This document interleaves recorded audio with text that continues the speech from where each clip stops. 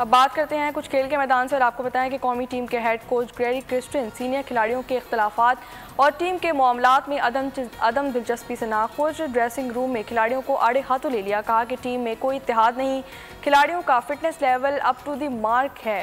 दीगर टीमों का मुकाबला करना है तो इत्तेहाद और फिटनेस से काम करना होगा।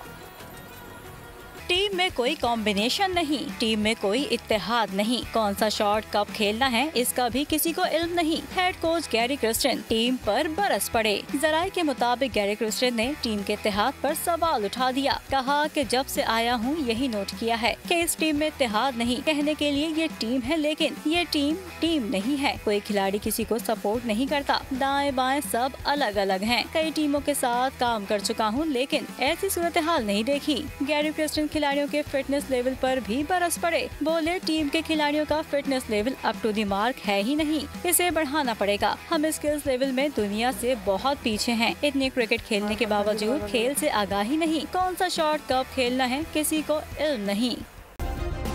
सब्सक्राइब करें और बेल दबाएं ताकि कोई खबर रह न जाए।